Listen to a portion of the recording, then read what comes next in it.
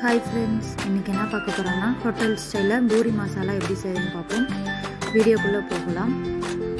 ஒரு pan எடுத்துக்கோங்க 5 teaspoon அளவுக்கு எண்ணெய் விட்டுக்கோங்க எண்ணெய் சூடானதுமே அது கூட 1 டீஸ்பூன் அளவுக்கு கடுகு உளுத்தம் பருப்பு 1 டீஸ்பூன் அளவுக்கு பெருஞ்சீரகம் எடுத்துக்க அது நல்லா பொரிஞ்சு வரட்டும் அது கூடவே 2 பெரிய வெங்காயம் காரத்துக்கு தேவையான 4 பச்சை மிளகாய் எடுத்துக்க பூண்டு ஒரு 5-6 பல் எடுத்துக்க கொஞ்சமா கருவேப்பிலை ஆட் பண்ணிக்கலாம் இப்போ வெங்காயம் வதங்கிடுச்சுங்க இது கூட 1 டீஸ்பூன் அளவுக்கு இஞ்சி பூண்டு விழுது ஆட் பண்ணிக்கலாம் அது நல்லா வதக்கிக்கோங்க இப்போ அது கூடவே சின்னதாக ஒரு தக்காளி எடுத்துருக்கேன் தக்காளி வணங்க தேவையான அளவு உப்பு ஆட் பண்ணிக்கலாம் இப்போ இது கூடவே ஒரு 1/2 டீஸ்பூன் அளவுக்கு மஞ்சள் தூள் எடுத்துக்கோங்க இப்போ தக்காளியை நல்லா வதக்கிக்கோங்க இப்போ தக்காளி வதங்கிடுச்சு இப்போ இந்த ஸ்டேஜில் பொட்டேட்டோ ஆட் பண்ணிக்கலாம் நான் ஆல்ரெடி குக்கரில் வேக வச்சு எடுத்து வச்சுட்டேங்க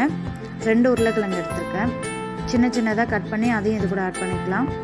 ஒரு நிமிஷத்துக்கு வதக்கிக்கலாம் இப்போ அது கூடவே தேவையான அளவு தண்ணி ஆட் பண்ணிக்கோங்க இப்போ நல்லா பாயில் ஆகுது இப்போ 1/2 கப் அளவுக்கு பச்சை பட்டாணி எடுத்துருக்கேன் அதையும் இது கூட ஆட் பண்ணிக்கலாம் இப்போ 2 டீஸ்பூன் அளவுக்கு கடல மாவு எடுத்து கட்டி இல்லாத கரைச்சி எடுத்துருக்கேன் அதையும் இது கூட ஆட் பண்ணிக்கலாம் இப்போ நல்லா மிக்ஸ் பண்ணிக்கலாம் கட்டி விழுந்துருங்க இப்போ ஒரு 10 நிமிஷமாக மூடி வச்சிடலாம் இப்போ 10 நிமிஷம் கழித்து ஓப்பன் பண்ணலாம் கிரேவி நல்லா திக்காகிடுச்சு பாருங்கள் மசாலா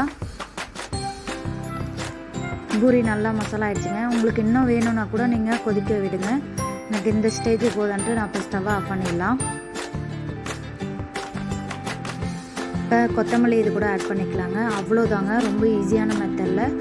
ஹோட்டல் ஸ்டைலில் பூரி மசாலா ரெடிங்க கண்டிப்பாக ட்ரை பண்ணி பாருங்கள்